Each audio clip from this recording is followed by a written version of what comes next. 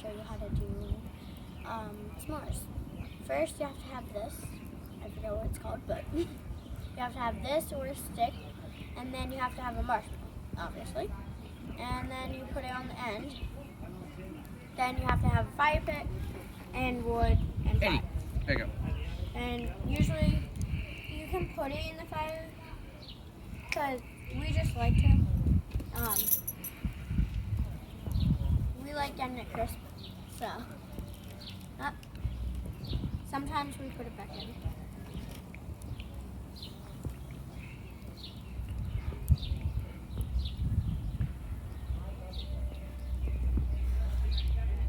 Now you go get the stuff. What else do you need to make a s'more?